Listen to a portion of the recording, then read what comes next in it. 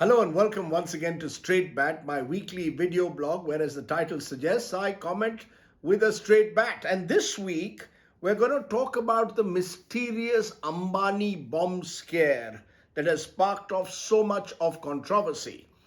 Actually, I want to call it the Mansukh Hiran case because at the end of the day, the one fact that we know is that an unknown businessman's body was found in the waters near Thane Creek with every indication that he was strangulated, rendered unconscious, and then possibly the body dumped into the sea. This is the reality. And therefore, this case is going to be called by me the Mansukh Hiran case. Because the fact that Hiran's Scorpio car was earlier found near the Ambani resident at Antilla in Mumbai with gelatine sticks is perhaps, some would say, the red herring. There was no bomb detonator found, and it is entirely plausible that the car was meant to scare or could have even been staged with no real intention of causing any damage. Therefore, the motives of the car being placed near the Ambani residence are unclear. But the fact is, one person has died. Now, we aren't the investigators, so we will leave the professionals to do their job. But we are journalists, and as journalists, I think we need to red flag the grimy and dark underbelly of Mumbai's police force and ask the question, why would an assistant police inspector be at the center of such a murky affair? And what is it, or who is it, that enables such an officer to act with such impunity and acquire so much of power that he actually believes he can get away possibly with his role in this entire business? In fact, therefore, it is the life story of Sachin Vaze that should intrigue us. It is the story of a small-time cop who then gets glamorized over time as an encounter specialist and eventually becomes one of the most powerful persons in the Mumbai police force. Encounter specialist, an interesting term which was first used in Mumbai in the late 80s and through the 1990s. In a way, a term which entered the police and the Bollywood lexicon when it almost seemed as if the task of taking on the underworld was outsourced to a group of trigger-happy cops who seemed to revel in the public adulation. The 1990s, fascinating decade in Mumbai, where in the aftermath of the Mumbai serial blast, the role of underworld Don Dawood Ibrahim, the emergence of rival gangs, Dawood's gang, Chota Rajan's gang, it became increasingly apparent that the police were being used in a way by the political establishment to ensure that the gang rivalry didn't spill out of control. Therefore, these encounter cops, as they were called, managed to create almost a parallel power structure within the existing police hierarchy. Policemen or cops who couldn't be touched because they enjoyed political patronage and because they were being used to settle personal scores while also being valorized as the people who are taking on Mumbai's dreaded gangs. The question is to be asked though, when did these gangbusters become gangsters themselves?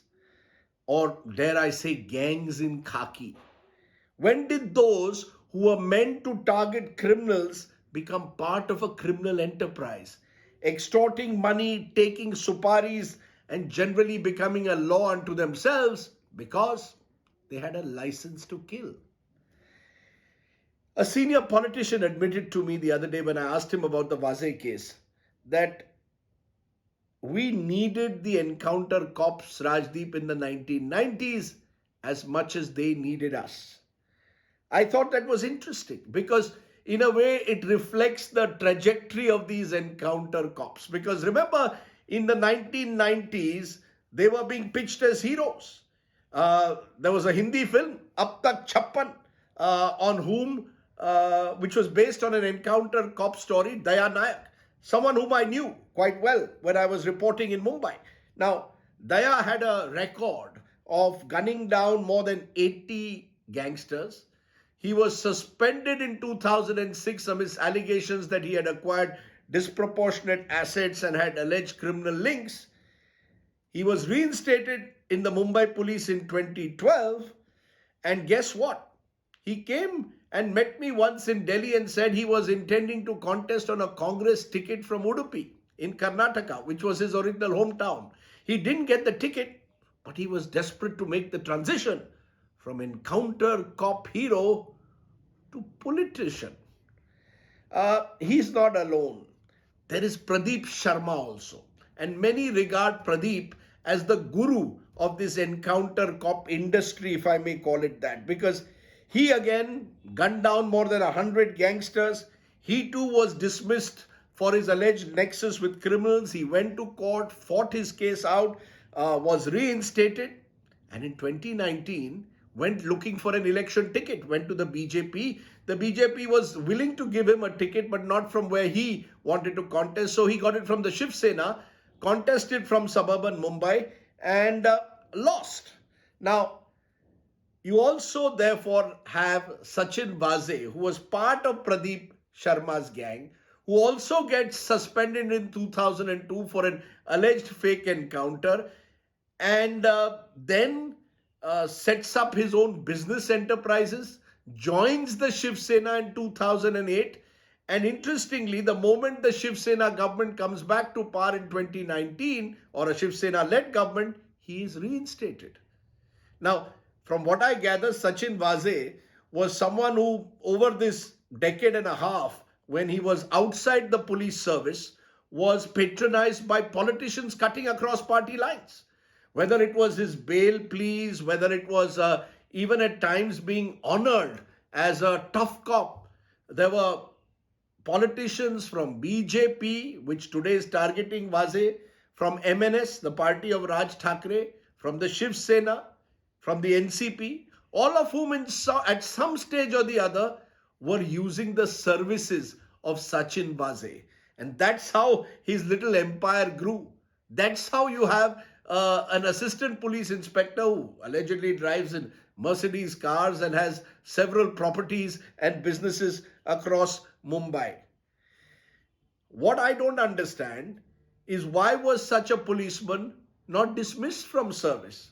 Why was he honorably brought back into the police in 2019-20? Not only just that, he was made in charge, or effectively in charge, of the crime intelligence unit, reporting directly to the police commissioner, bypassing all existing protocols. The common strand, my friends, therefore, in all these cases, and this is what one needs to understand, is that there are these cops who acquire a larger than life image because they are called encounter cops, almost as if it is their job to kill.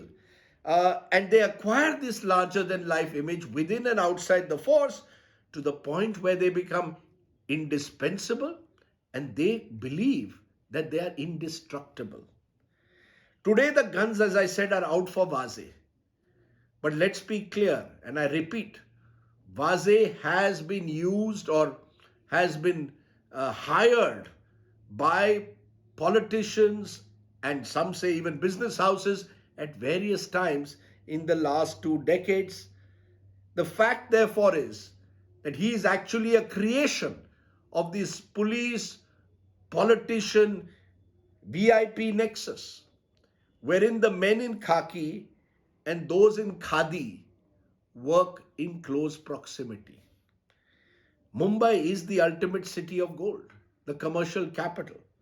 It's a city where the rich and famous can be easily threatened and intimidated, where the lines between extortion and elimination can often be easily crossed. This cop meets Neta culture has over time thrown up Frankensteins, who from time to time can turn rogue. Sachin Vaze is possibly one such example. By all accounts, as I said, he was used by the politicians and even senior police officers because he was ready to do the things that others would balk at. You know what one politician told me when I asked him to describe Sachin Vaze to me, and it was an interesting description. He said, Rajdeep bhai, bada daring hai Sachin. Daring, a word which is used on Mumbai streets and gullies to suggest someone who's ready to do anything, even cross the line, as I said, into the world of criminality at times. Almost, therefore, by using that word daring, you're legitimizing these kinds of actions. As I said, the fact that some of these cops now drive Mercedes cars, have acquired properties, have various businesses, should come as no surprise. The trajectory is actually that of what we've seen with the original criminal-politician nexus. At some stage, the criminal grew tired of taking orders from the politician and decided to become a neta, a bit like the gangs of Mirzapur. And there are many such examples across the country, especially in the badlands of UP and Bihar. Similarly, the encounter cop too at some stage decided enough is enough. I don't want to take orders, but maybe I can even give them by entering the political ring and really calling the shots. That's perhaps why Vaze entered the Shiv Sena. In fact, interestingly, a Shiv Sainik told me when Vaze entered the Shiv Sena, he wanted to be in charge of security. That's the role he saw for himself in a political party. And yes, Vaze has been arrested today. And yes, a police commissioner has been transferred out. But it is really hard to imagine that the police or these two officers, the Vazes and the Parambir Singhs, would create a bomb scare on their own outside the home of the country's richest businessman. And the political leadership and the Home Minister of Maharashtra in particular would appear so clueless. It's a bit like the case of Davinder Singh, the DSP of Jammu and Kashmir's police force, who was arrested last year when he was ferrying two Hizbul terrorists. Did Singh operate on his own, or was he operating on the instructions of someone higher up? Don't also forget, in a way, the case of the former DGP, Gupteshwar Pandey, who was wildly proactive as the head of the Bihar police in the Riya Chakrabarti case, and then suddenly says, I'm taking VRS and joining the Janata Dal United just before the Bihar elections. He was hoping for a ticket, didn't get it. But the fact is, he was clearly politically aligned. In fact, all these officers in some form or the other appear to have been deeply politicized. And therefore, the truth is, my friends, that unless you depoliticize the police force, as has been recommended time and again, there will be more Sachin Vazes. The question is, who will depoliticize the police force? Not the powers that be in either Delhi or Mumbai. Because one of them will use the NIA to settle scores, and the other will use the Mumbai police. And you and I, my friends, will simply watch this charade being played out. Unless one of us happens to be Mansukh Hiran, in which case our body could be found under the water somewhere. Think about it. And do subscribe to my YouTube channel for many more such videos. Thanks for watching. Goodbye.